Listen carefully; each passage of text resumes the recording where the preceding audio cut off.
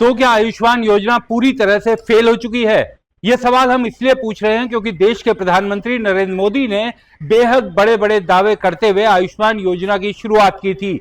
दिल्ली, जहां पिछली सरकार ने इसे लागू नहीं किया था, वहां भी चुनाव के बाद इसे लागू कर दिया गया है। लेकिन अब तमाम राज्यों से इस योजना के फेल होने की खबरें सामने आने लगी हैं।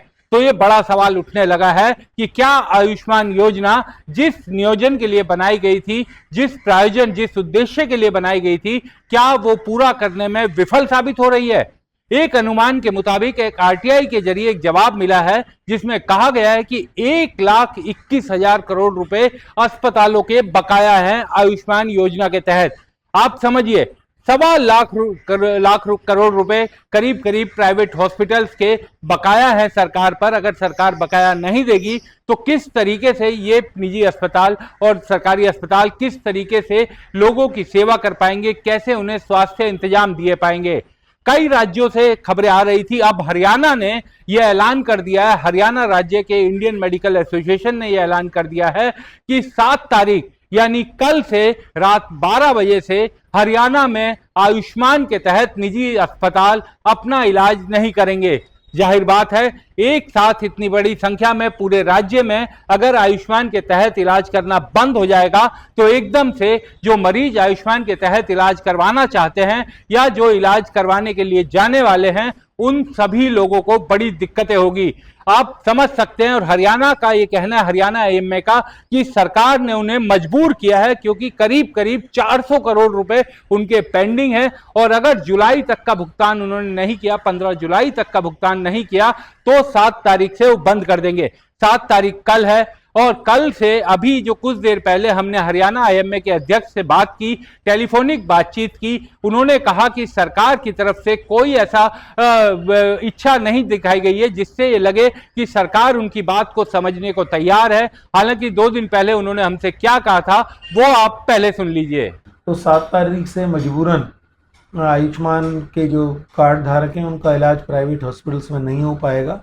हमें मालूम है गरीब जनता को थोड़ी तकलीफ होगी, लेकिन हमारी भी अपनी मजबूरियां हैं और सरकार को रादर इसके बारे में ज़्यादा पहल करनी चाहिए, सोचनी चाहिए कि भाई जनता को तकलीफ़ ना हो। तो लेकिन अभी तक एज सच हमारे पास कोई ऑफिशियल सरकार की तरफ से कोई पहल या कोई सरकार की तरफ से न्योता या सरकार की तरफ से बातचीत के लिए कोई हमारे पास अभी तक कोई इंटीमेशन नहीं है। बहुत सारे जो छोटे हॉस्पिटल्स हैं और जो बेचारे बड़े सीरियसली काम करते हैं इस स्कीम के तहत, उन लोगों को बड़ी दिक्कत हो रही है क्योंकि उनकी जो जमा पूंजी थी वो भी ख़त्म हो चुकी है। बैंकों से उन्होंने लोन ले रखे हैं, पर्सनल लोन ले रखे हैं, उनके स्टाफ को कई महीने से सैलरी नहीं मिली है, मेडिकल और सप्लाईज़ के बिल पेंडिंग पड़े हुए हैं क्योंकि सारे अस्पताल एमएसई कैटेगरी में रजिस्टर्ड होते हैं। आपको 45 दिन में पेमेंट करना ही करना होता है। तो बहुत सारी समस्याएं हैं जिसको लेके बहुत जो ज़्यादातर अस्पताल संचालक हैं वो बहुत हतोत्साहित हैं, बहुत दुखी हैं। तो सुना आपने, हम यूं ही नहीं कह रहे कि आयुष्मान योजना एक फेलियर योजना होने की तरफ बढ़ते हुए दिखाई दे रही है। इसके पीछे अपने कारण हैं। निजी अस्पतालों का यह कहना है कि उनके बड़े खर्चे होते हैं, मरीजों को उनको इलाज दिया जा सके उसके लिए उन्हें बड़े खर्चे, बड़े इंतजाम करने पड़ते हैं। डॉक्टर्स की फीस, अस्पतालों का जो काम करने का तरीका है, उसको चलाने के जो खर्चे हैं, तमाम ऐसी चीजें होती हैं जिस पर अस्पताल बड़े खर्चे करता है। लेकिन आयुष्मान योजना में 2 चीजों को लेकर उनकी बहुत बड़ी आपत्ति है। पहली तो ये कि सरकार ने जो रेट तय किए हुए हैं वो बहुत ही कम है, यानी जो प्राइवेट अस्पताल हैं उनके खर्चों के मुताबिक, खर्चों को देखते हुए वो जो सरकार देती है रेट उन बीमारियों के इलाज के लिए वो बहुत कम है। दूसरा जो सबसे बड़ी दिक्कत है कि उनकी पेमेंट नहीं मिलती। वैसे तो आप ये समझिए कि आयुष्मान योजना में ये नियम है, जो एमओयू साइन किया गया था उसमें साफ कहा गया था कि 15 दिन के अंदर आपकी पेमेंट दी जाएगी, यानी मरीज का आपने इलाज किया उसके 15 दिन के भीतर आपकी पूरी पेमेंट आ जाएगी और अगर इससे ज्यादा समय लगा तो 1% की आपको ब्याज भी लगाया जाएगा। लेकिन आप सुनकर चौंक जाएंगे कि आज तक किसी भी अस्पताल को जो ब्याज की राशि है वो नहीं दी गई और 15 दिन तो छोड़िए, अस्पताल 15 महीने तक इंतजार करते रहते हैं लेकिन उनकी पेमेंट नहीं आती। दूसरा, पेमेंट की जो देरी होती है वो एक बहुत बड़ा कारण है। अब आप ये समझिए कि इस मामले में सिर्फ निजी अस्पतालों को दोषी नहीं ठहराया जा सकता अगर वो इलाज बंद करते हैं तो, क्योंकि अगर निजी अस्पतालों को पैसा नहीं मिलेगा तो वो अपना काम कैसे चलाएंगे। अगर सरकार ज्यादा पेशेंट किसी अस्पताल में आयुष्मान के आ जाएं तो अस्पताल पहले अपना पैसा लगा के उनका इलाज करेगा, उसके बाद वो अपना बिल भेजेगा सरकार विभागों के पास, और या तो उसके बिल रिजेक्ट हो जाएंगे या कटौती करके या काफी लंबे समय बाद पैसा आएगा। तो ये तमाम इतनी बड़ी दिक्कतें हैं जिस कारण डॉक्टर्स का ये कहना है, निजी अस्पतालों का ये कहना है कि उनके पास अब कोई चारा नहीं बचा इस योजना से बाहर जाने का। और आप ये सुनकर दंग रह जाएंगे कि पूरे हरियाणा के डॉक्टर्स ने इस तरह का ऐलान किया। हरियाणा में अलग अलग जगह प्रेस कॉन्फ्रेंस हो रही है। आईएमए के अध्यक्ष तो साफ कह रहे हैं कि जिस तरीके की दिक्कतें इसमें आ रही हैं अब इसमें नहीं रहा जा सकता, यानी अब इसमें अस्पताल में इस योजना के तहत अस्पताल इलाज नहीं दे सकते। बहुत सारे जो छोटे हॉस्पिटल्स हैं और जो बेचारे बड़े सीरियसली काम करते हैं इस स्कीम के तहत, उन लोगों को बड़ी दिक्कत हो रही है क्योंकि उनकी जो जमा पूंजी थी वो भी ख़त्म हो चुकी है। बैंकों से उन्होंने लोन ले रखे हैं, पर्सनल लोन ले रखे हैं, उनके स्टाफ को कई कई महीने से सैलरी नहीं मिली है, मेडिकल और सप्लाईज़ के बिल पेंडिंग पड़े हुए हैं क्योंकि सारे अस्पताल MSEME कैटेगरी में रजिस्टर्ड होते हैं। आपको 45 दिन में पेमेंट करना ही करना होता है। तो बहुत सारी समस्याएं हैं जिसको लेके बहुत जो ज़्यादातर अस्पताल संचालक हैं वो बहुत हतोत्साहित हैं, बहुत दुखी हैं, और अगर जल्दी इस समस्या का कोई ठोस समाधान नहीं किया आगे के लिए भी तो उसका स्कीम का चलना थोड़ा सा मुश्किल लगता है।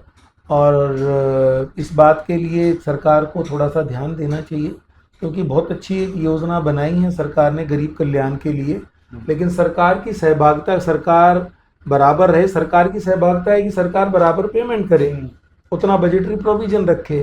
तो ये आपके माध्यम से मैं सरकार से भी अनुरोध करना चाहूँगा कि इस समस्या अच्छी स्कीम को और अच्छे से चलाएं। ऐसा नहीं है कि सिर्फ हरियाणा के डॉक्टर्स ने या हरियाणा के अस्पतालों ने अल्टीमेटम दिया है कि वो आयुष्मान योजना से बाहर चले जाएंगे। अगर हम देश भर के डाटा पर नजर डालें तो 2018 जब से योजना शुरू हुई 609 प्राइवेट अस्पताल इससे बाहर हो चुके हैं। और आप ये सुनकर दंग रह जाएंगे कि ये प्रधानमंत्री नरेंद्र मोदी का गृह राज्य है, यानी गुजरात इस लिस्ट में सबसे ऊपर है जहां पर 233 अस्पताल इस योजना से बाहर हो चुके हैं।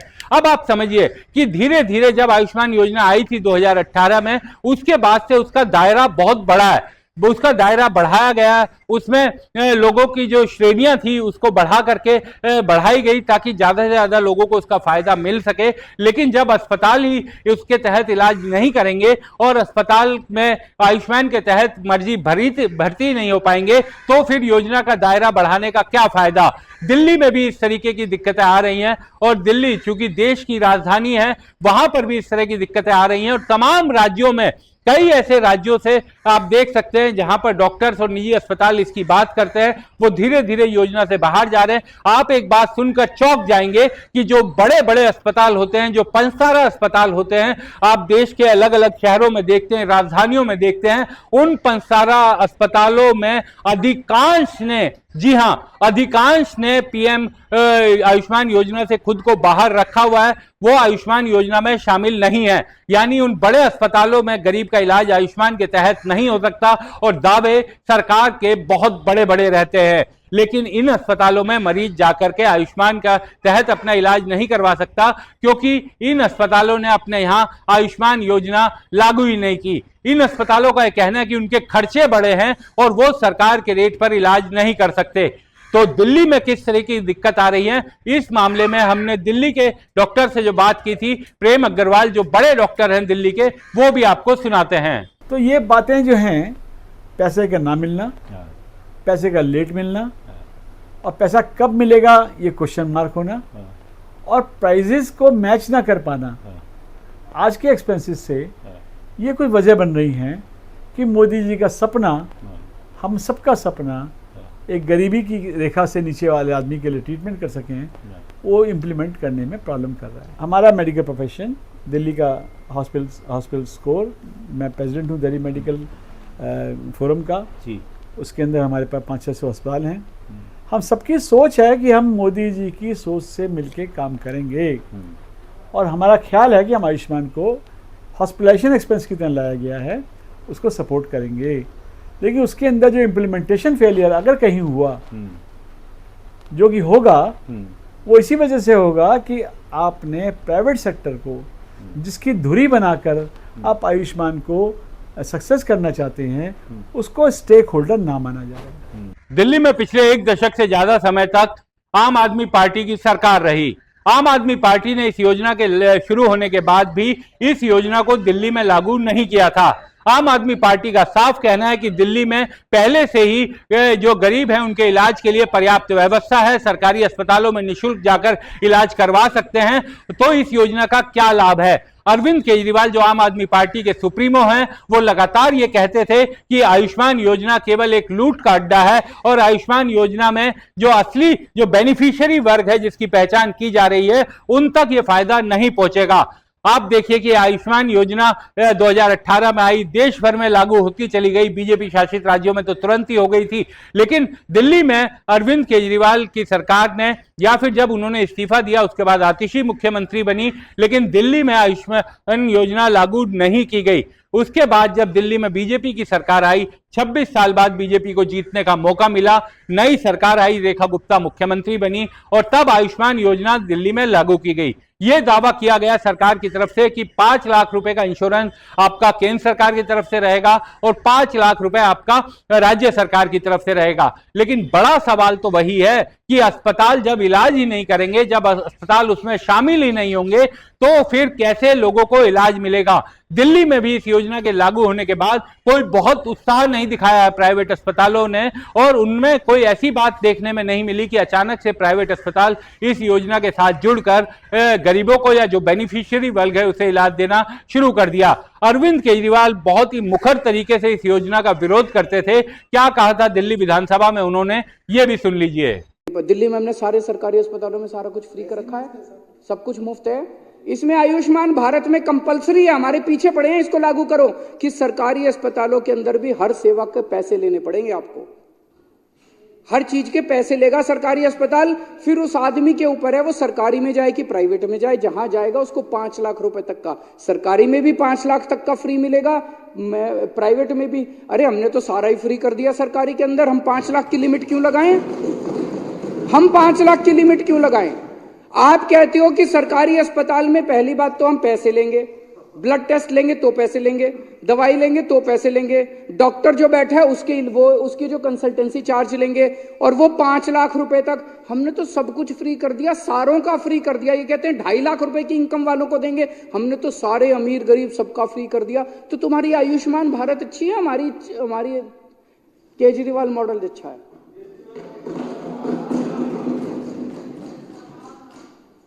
अच्छा एक चीज बताओ, अगर इनकी आयुष्मान भारत अच्छी है, जीटीबी अस्पताल में अभी चले जाओ, बॉर्डर पे है दिल्ली और गाजियाबाद के बॉर्डर, जीटीबी अस्पताल में 80% पेशेंट यूपी के आ रहे हैं। यूपी के अंदर तो आयुष्मान भारत लागू है पिछले 4 साल से, फिर यूपी वाले इधर क्यों आ रहे हैं इलाज कराने के लिए?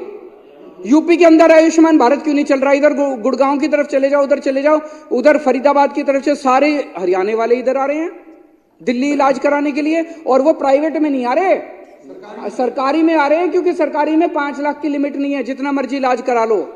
अरे पूरे देश का बोझ उठा रखा आज दिल्ली वालों ने, दिल्ली के लोगों ने।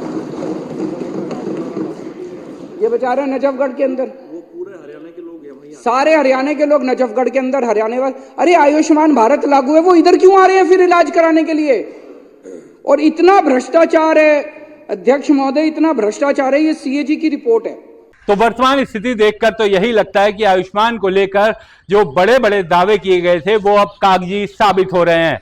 हरियाणा जो बीजेपी शासित राज्य है, वहां के डॉक्टर कह रहे हैं कि राज्य सरकार की नाकामी के कारण पेमेंट में हो रही देरी के कारण अब वो इलाज नहीं कर पाएंगे और कल से इस योजना से बाहर हो जाएंगे। आप समझ सकते हैं कि एक योजना जो एक बड़े ऑब्जेक्टिव के साथ बनाई गई थी, जिसका बड़ा फायदा देश के लोगों को मिल सकता था, उसका क्रियान्वयन, उसका जो कहा जाता है कि उसका इम्प्लीमेंटेशन इतने फेलियर तरीके से किया गया कि उस योजना को धाराशाही होते हुए सब देख रहे हैं। और सबसे बड़ी बात कि सरकार अभी ये स्वीकार ही नहीं कर रही कि ये योजना जिस मूल उद्देश्य के लिए बनाई गई थी उस उद्देश्य तक पहुंचने में दिक्कतें आ रही हैं।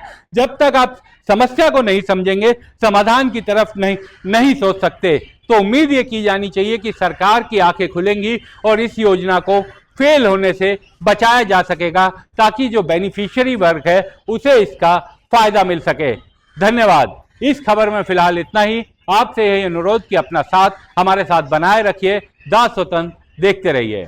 हमारे चैनल को कृपया लाइक करें, सब्सक्राइब करें और अपने साथियों से भी जरूर करवाएं। शुक्रिया।